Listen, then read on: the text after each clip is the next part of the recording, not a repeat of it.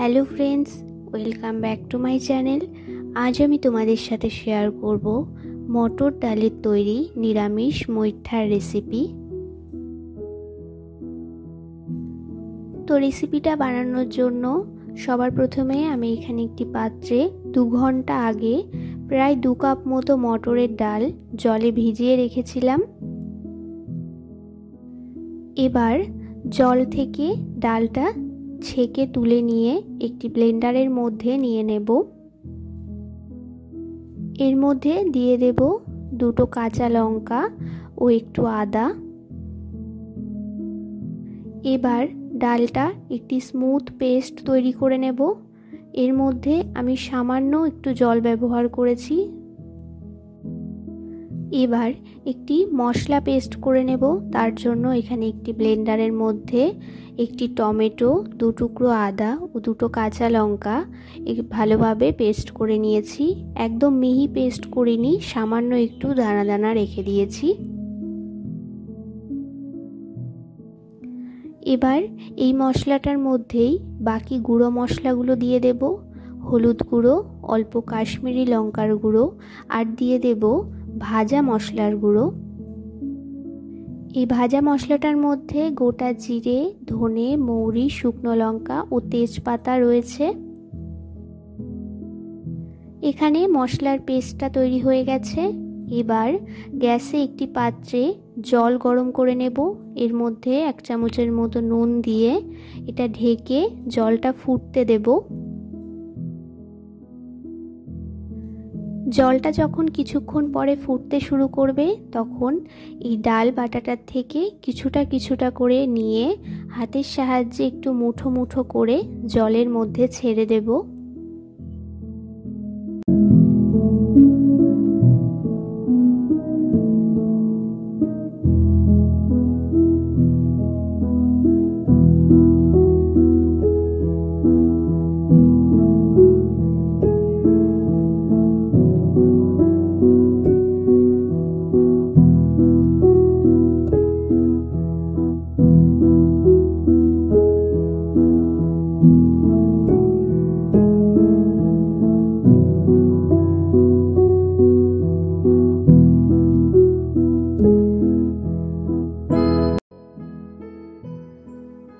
তো এই মুইঠাগুলো 2 থেকে 3 মিনিটের মতো জলে ভালোভাবে ফুটিয়ে নেব।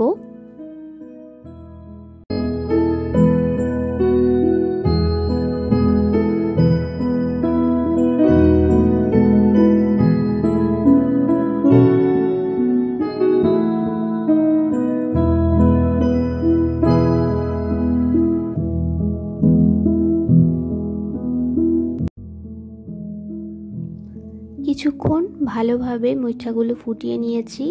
এবার জল থেকে ছেঁকে তুলে নেব। গ্যাসে একটি কড়াই গরম করে এর মধ্যে তেল দিয়ে দিচ্ছি। তেলটা কিছুটা গরম হয়ে গেলে এর মধ্যে এক এক করে মুইঠাগুলো দিয়ে দেব ও এপিট ওপিট খুব ভালোভাবে একটু ভেজে নেব।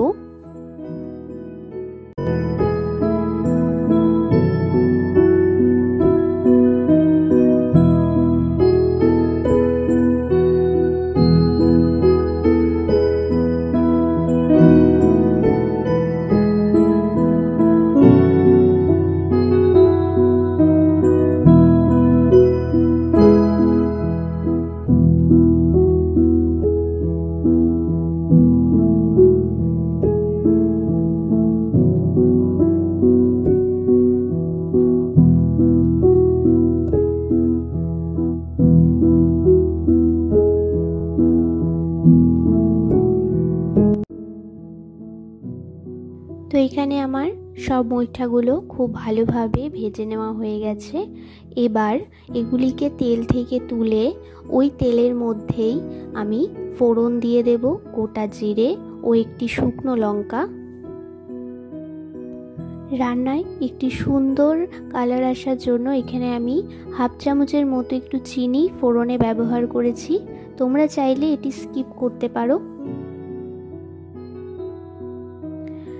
এবার এর মধ্যে আমি আগে থেকে পেস্ট করে রাখা মশলাটা দিয়ে দেব ও খুব ভালোভাবে কষিয়ে নেব।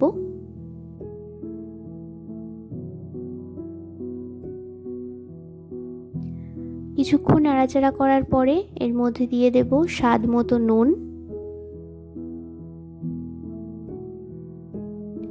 এবার সামান্য একটু জল দিয়ে ভালোভাবে মশলাটা কষিয়ে নেব।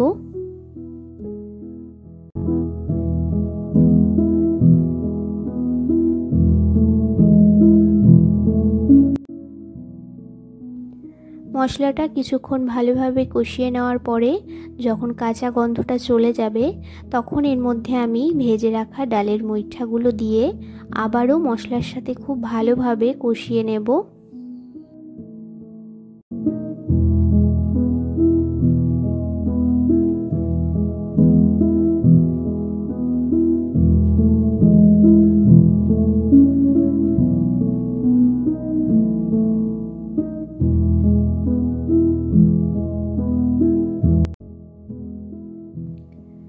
এবার এর মধ্যে দিয়ে দেব পর্যাপ্ত পরিমাণে জল। জলটা দিয়ে ভালোভাবে নাড়াচাড়া করে কিছুক্ষণ ঢেকে দেব আর ফুটতে দেব।